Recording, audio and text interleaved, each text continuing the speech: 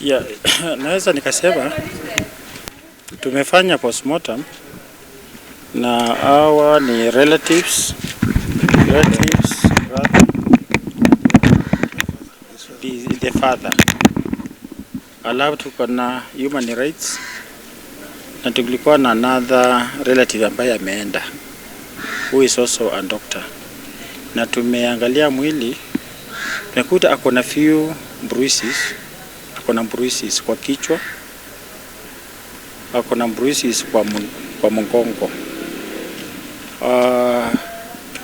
Lakini as we dissect those bruises, we are not seeing a major damage to the tissues.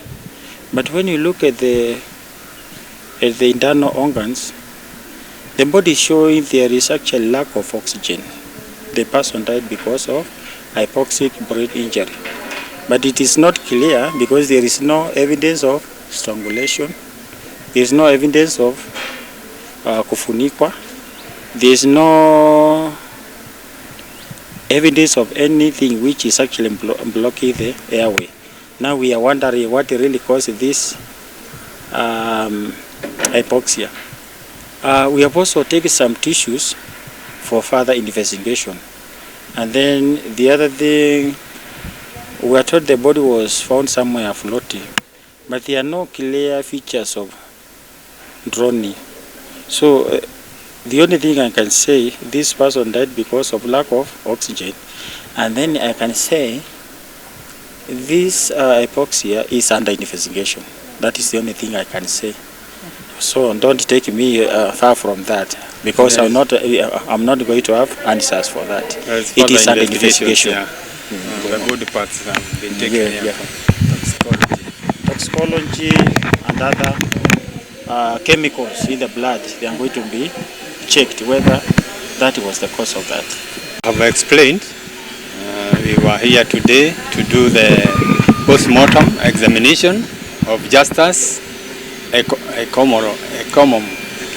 Ekimomol. This is the brother, this is the father, and we were trying to establish what was the cause of death. You know, from the witnesses or the fishermen who have been fishing with him, informed us that on 19th he left home at night and went for fishing, and the following day is when he was he went missing. They went to look for him in the police stations, expecting maybe he was arrested, but they did not find him. So at around the same morning, on 19th, around saa sita, is when some of the fishermen reported that there was a body in the lake. So I was informed by the families of the late Brian, because when they heard that there was a body which has been found, they thought maybe it belongs to Brian. So I told them to meet me here, and we came here, and when the body was brought here, I saw it was a fresh one. It was not for Brian. Even the family who were here, they said it was not for Brian. What I can say that as the doctor has explained, there are still further investigations to be done. He has said the victim died due to lack of oxygen, which there is many ways of people lacking oxygen. You can be folded, you can be put in a polythene paper, and so we cannot say what really happened, but the fact remains the body lacked oxygen, because even the lungs showed that there was struggle for that oxygen. So that's the much I can say. But for the investigations, we are calling the government to have independent investigations concerning the murder which have been happening at Lake Nakuru. We have been having many cases within this year about young people who have died at the lake, trying to maybe to look for livelihood. We know it is illegal, but we have mechanisms whereby even if somebody has been arrested illegally fishing there, should be taken in the process of justice, should be taken to court. So we are wondering why these police officers are killing these people. The other thing I can say is that we are still pursuing the abduction and missing of Brian. Yesterday there was an application of which was done by Boko Africa for inquest to be opened, but we are still saying that we are still looking for justice for all those people who have been injured, those who have been died in the lake, to be seen. Because since 2021, when this conflict between fishing at the lake, I think we have 4 people who have been murdered in the lake.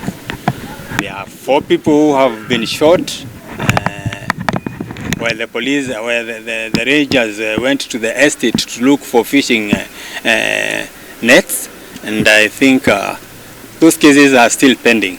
We are wondering why none of those cases have been investigated to a conclusion, because we have both Nakuru East DCIO and Nakuru West DCIO, who maybe can say why these cases which has been reported to their offices have not seen justice. So it is very sad to see that many families are crying everywhere, murder cases everywhere, not only to the fishermen, but we also have last week, but when we had a case from Eldama Ravine, whereby a person was shot on foot and was also brutally beaten, and we did the post-mortem, and all these cases, both from KWS, KFS, and other cases of abduction of the GNCs and other murders which are coming up in the world, I think the government have to do something, because our president, when he took over, he promised us that we'll never see more murdering cases, and that's why he came up with a new police force in the DCIO's office. So we are expecting, we were not expecting these cases to be rampant in every part of the country, which is happening. So in conclusion, I just say we need to, these killing murders should come to a stop. Kwa majina naitwa Samuel, ndugu yake Justus. Leo tumekuja kwa postmortem ambaye daktari ametoa taarifa, lakini tunangoja hiyo samples imepelekwa kwa maabara, tungoje matokeo.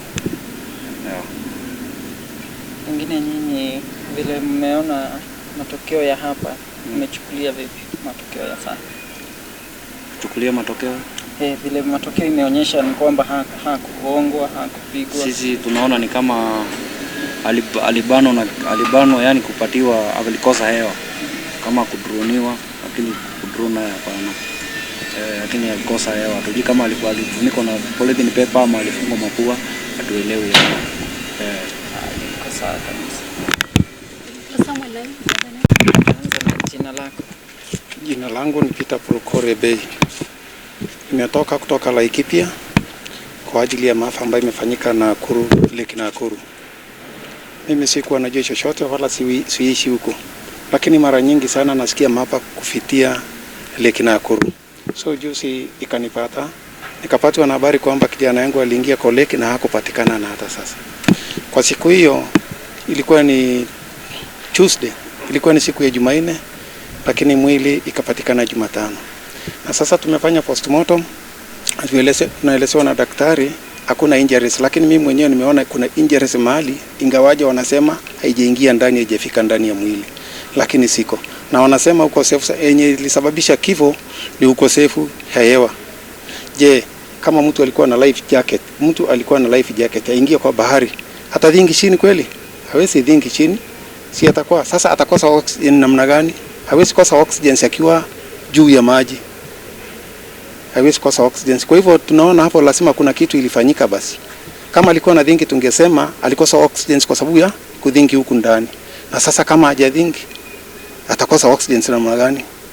Si ni aidha tu basi kama ni kufungwa hewa, aidha kufungwa mdomo akose kupumua, ama kufaishwa karatasi, ama kitu ambayo inaweza zuia hewa.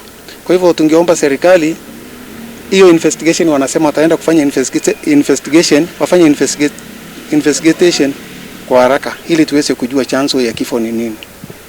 Ni hivyo tu ndio nasema serikali wachukue hatua, kwa sababu ya maafa hata ile Nakuru ni mingi sana, imezidi. Wala tu sisi pekee yetu tunalalamikia, lakini kuna wengi wanalalamikia maafa kupitia Nakuru hapo. Kwa hivyo tunaomba serikali wafanye uchunguzi ya kutosha kabisa. Hii kitu hii ile Nakuru itamaliza jenzi. Naonekana basi itamaliza jenzi. Serikali wakikosa kutuchukua hatua ama kufanya investigation mzuri, basi watoto wataumia, ama vijana ama jenzi wataumia. So mimi naomba tu serikali wafanye hivyo, wafanye uchunguzi haraka, waendelee ili hii maafa iweze kusimama. Asante.